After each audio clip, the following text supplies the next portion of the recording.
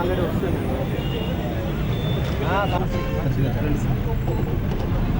Sir వీళ్ళు చేద్దాం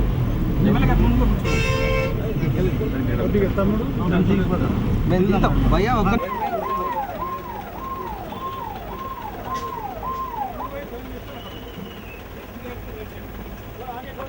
ఇంతవరకు మనకి 25 స్టేషన్ల దగ్గర గవర్నమెంట్ స్థలాలు దొరికినాయి. ఈ 25 స్థలాల స్టేషన్ల దగ్గర 1 ఎకరం కానీ 2 ఎకరాలు కానీ 3 ఎకరాలు కానీ వీళ్ళని బట్టి తీసుకుని అక్కడ పార్కింగ్ అండ్ సర్క్యులేషన్ చేస్తున్నాం. మిగతా చోట్ల కూడా గవర్నమెంట్ స్థలాలు ఐడెంటిఫై చేశాము. అది వారికి ఇవ్వకుండా మన అంటే హైదరాబాద్ మెట్రో రైల్ వారితో పెట్టుకుని జాయింట్గా మిగతా డిపార్ట్మెంట్స్తో కూడా డిస్కషన్ చేస్తున్నాం అనమాట. వీలైనంత వరకు అన్ని చోట్ల కూడా మీరు చెప్పిన పాయింట్ కరెక్ట్ అండి. ఎందుకంటే కార్ కానీ స్కూటర్ కానీ తీసుకుని అక్కడ పెట్టుకునేలాగా పెట్టుకుని అక్కడ స్టేషన్ ఎక్కడానికి కార్లో వచ్చి అక్కడి నుంచి మళ్ళీ కొంతమంది ఉంటారు కదా సార్, ఇప్పుడు ట్రాఫిక్లో ఏజ్డ్ పర్సన్స్ వాళ్ళు అంత దూరం నడిపియలేదు. కనెక్టింగ్ ఇక్కడ టెంపరీ ఆఫీస్ పెట్టారు. Now lot of work is going on basically at Uppal depot and Uppal casting yard. This, as you know, only 1 week ago we got this site. So now we will start this site.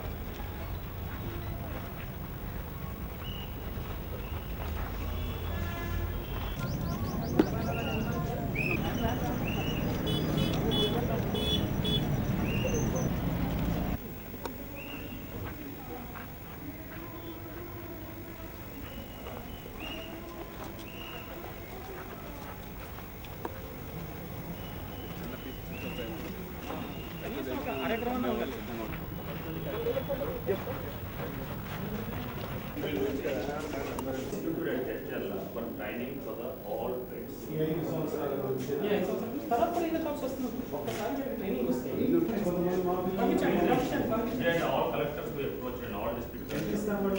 We will pay around 5,000 rupees a day training. 3 months is the training. Normal wages act. తీసుకోవడం అట్లా కాకుండా L&T culture వేరు. వారు first మంచి labour colony establish చేస్తారు.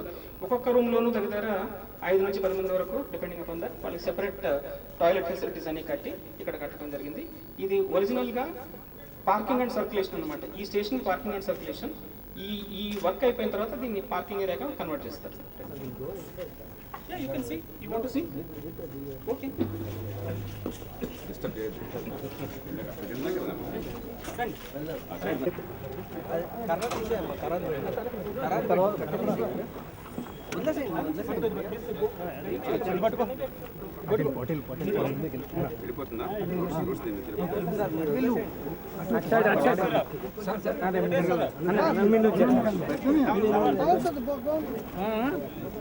అటు పెట్టు.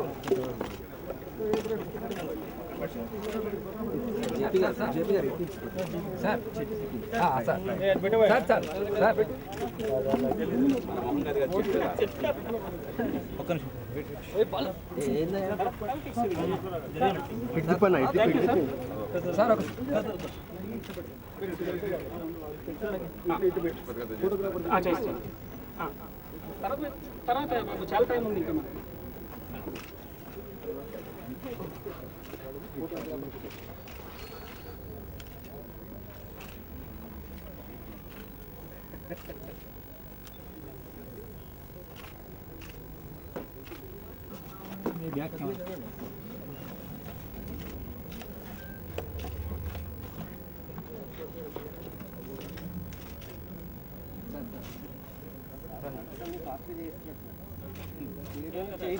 చాలా టైం ఉంది.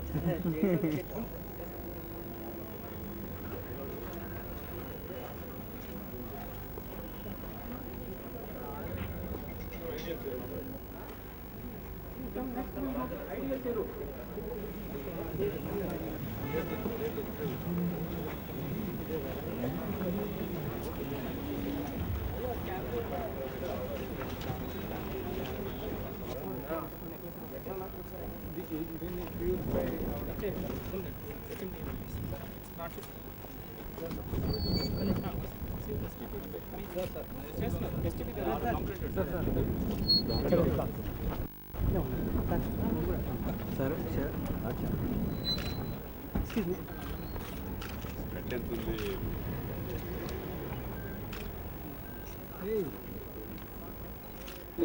అక్కడ బాటిల్ నెక్స్ ఉన్నాయి. ఆ బాటిల్ నెక్స్ సాల్వ్ చేయడం కోసం ఈ రోడ్ ఇలా ఐడెంటిఫై చేసి ఆల్టర్నేటివ్ రోడ్ వేస్తున్నమాట, ఐడియల్ చెరువు అని చెప్పేసి. ఇక్కడ నుంచి దగ్గర 14 కోట్లతోటి ఒక ప్రాజెక్ట్ జిహెచ్ఎంసీ వారు శాంక్షన్ చేయడం జరిగింది. తర్వాత మరలా మూసాపేట్ జంక్షన్ నుంచి హైటెక్ సిటీ వరకు, హైటెక్ సిటీ ఫ్లైఓవర్ వరకు ఒకటి, జేఎన్టీ జంక్షన్ వరకు ఒకటి, ఈ 2 మెయిన్ ఆల్టర్నేటివ్ రోడ్స్ చేయడం. తర్వాత ఈ హెచ్ఎంఆర్ తరఫున మేము ఏం చేసామంటే ఈ ట్యాంక్ని, ఐడియల్ ట్యాంక్ని మేము అడాప్ట్ చేసుకొని we are going to develop this like another necklace road with good facility road.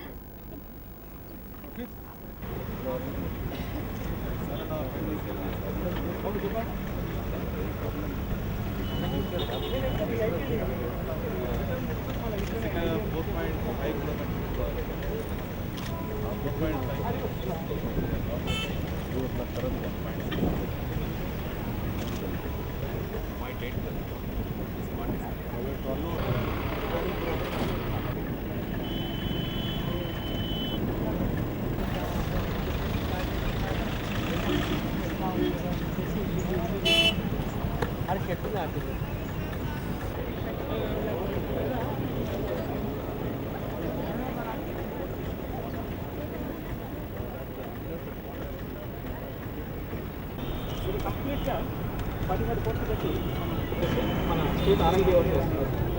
అంటే ముందు 1.5 lanes 5 meters దగ్గర ఒక 18 అడుగులు ఇటువైపు 18 అడుగులు అడ్డు. తర్వాత మన ఎమ్మెల్యే జయప్రకాష్ నారాయణ గారు మన గవర్నమెంట్ జరిగింది. మీరు ఇంకా ప్లేస్ ఉంటుంది చివరి వరకు అడుగుని చెప్పేసి అది కూడా కన్సిడరేషన్ ఉంది. వీలైనంత వరకు వెళ్దామని చెప్పేసి. అంటే ఎంక్రోచ్మెంట్స్ కూడా చాలా ఉన్నాయన్నమాట. అన్ని ఎంక్రోచ్మెంట్స్ తొలగించకుండా స్లోగా వర్క్ ఎక్కడ జరుగుతుంది? అక్కడ సార్ మన అంటే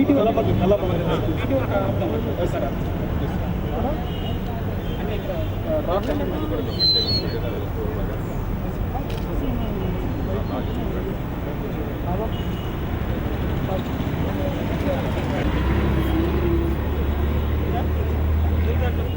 ఇదే సార్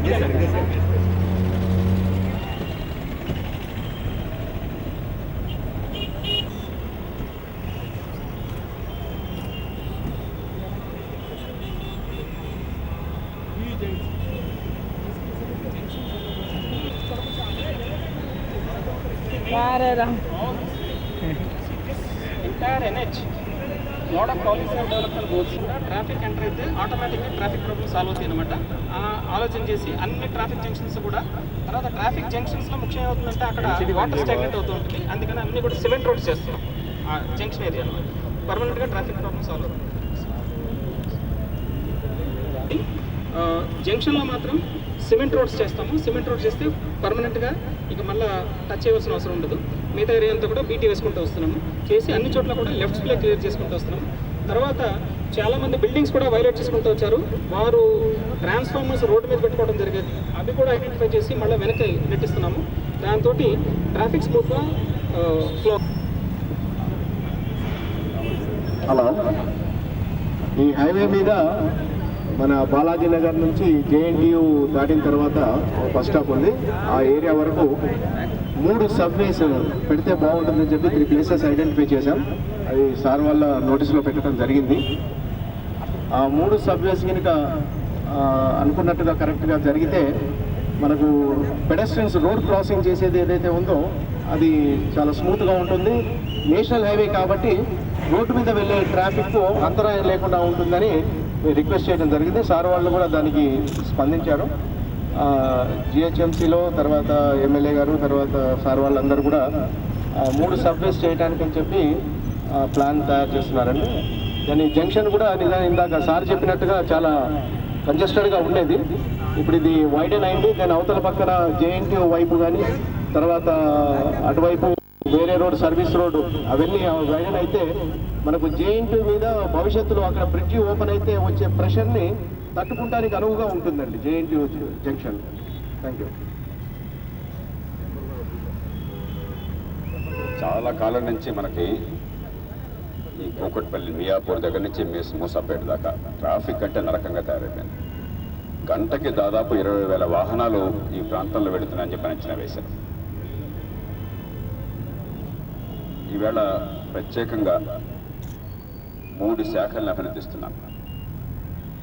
గతంలో NH వారితో మాట్లాడి జాతీయ స్థాయిలో దీనికోసం చెప్పని పథకాలు క్లియర్ చేయించి మరి మున్సిపల్ కమిషనర్ గారు, principal secretary R&B, national highway వారు మేమంతా కూడా ఇన్స్పెక్షన్కి వచ్చాం.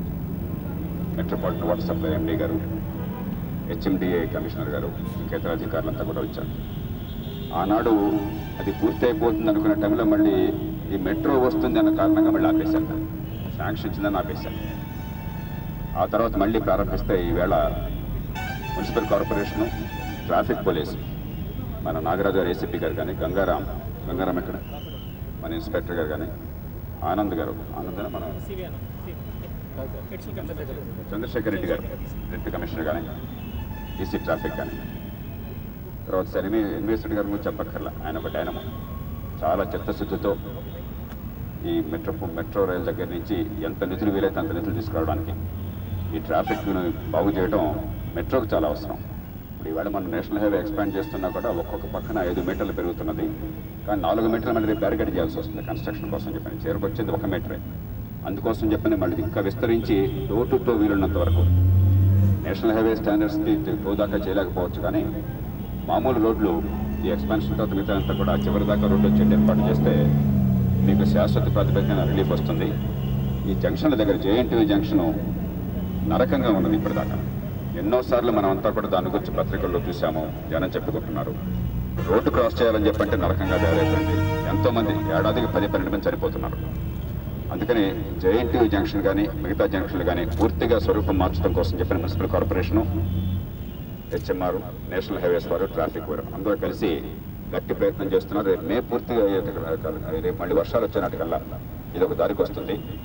అట్లాగే ఇంతకుముందు మన నాగరాజు గారు చెప్పినట్టుగా 3 అండర్ పాసెస్ కోసం చెప్పని మరి మెట్రో రైలు ఒప్పుకున్నారు. కాబట్టి నేను NVS రెడ్డి గారిని కోరేది వాటిని హై ప్రయారిటీగా దగ్గర చేయమని చెప్పని, అలాగే JNTU వైస్ ఛాన్సలర్ గారిని కూడా ప్రత్యేకంగా అభినందించాలి. వారు కూడా ఇంత సహకరించారు. ఎందుకంటే అక్కడ మనం ఆ ట్రాఫిక్ని ఈజ్ చేయాలని చెప్పంటే ఆ లెఫ్ట్ నుంచి వచ్చేది రోడ్డు ఈజీగా వెళ్ళిపోవాలని చెప్పంటే వారి సహకారం కావాల్సి ఉన్నది. దానికి కూడా వారు ముందుకు వచ్చారు. అలాగే ప్రజలను నేను కోరేది, స్థానికంగా కొన్ని ఇక్కడ చిన్న చిన్న టెంపుల్స్ కానీ ఇతర స్ట్రక్చర్స్ కానీ ఉన్నాయి. మనమంతా కలిసి వచ్చి ఆ నిర్మాణాలని చాలా గౌరవంగా వేరే చోట పెట్టడం కోసం అంగీకరించకపోయినట్టయితే ఈ నగరం నరకం అవుతుంది. ప్రజలకు హాని చేసేది మొత్తం కాజాలు.